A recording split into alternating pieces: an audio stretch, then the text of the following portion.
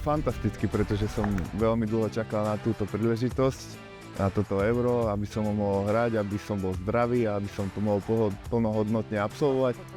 A to bol neuveriteľný pocit, keď som sa vlastne zobudil a išli sme na zápas, tak to bolo akože fantastické.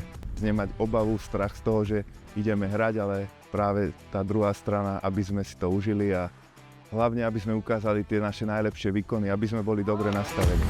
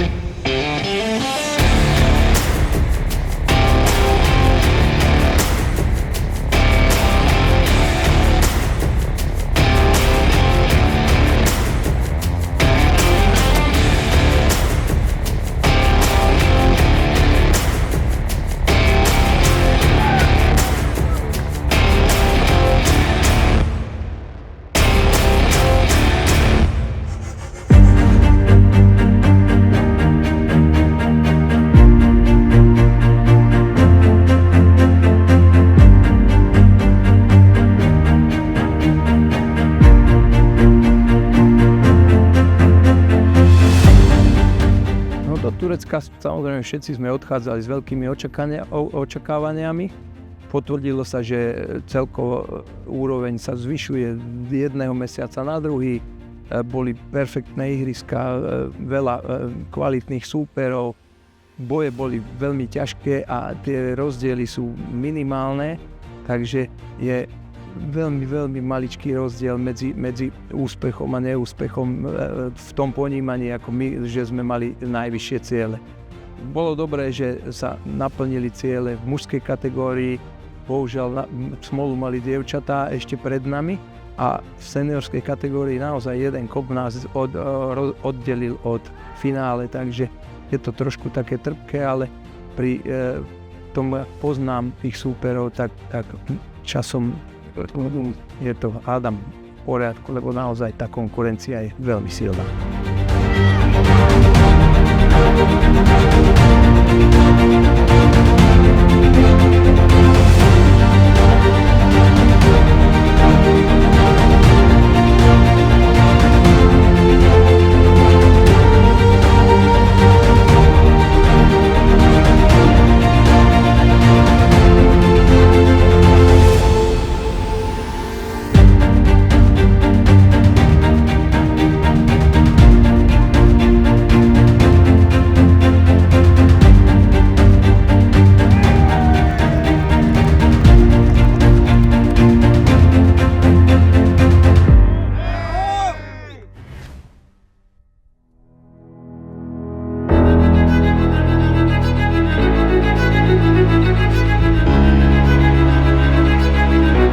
Nechcem povedať, určite sa na jednu stranu tešíme, že neskončilo to teda na 8. mieste, ale zase nemôžem povedať ani, že to je strašná radosť, pretože cieľe sme mali všetky rovnaký, cieľ sme mali najvyššie a jednoducho určite sme sklamané z toho, že sa to nepodarilo.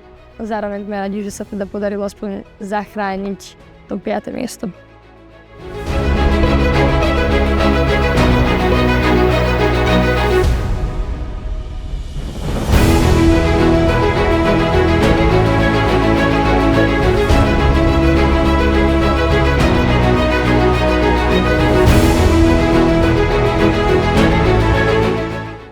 Muži sa stali šampiónmi Európy. Som šťastný, že sme to dosiahli na majstrov a je to úspech všetkých, nielen nás, ale všetkých futbolistov na Slovensku. Sme ako partia vychádzali a to sa odrkadlilo aj na tých výsledkoch.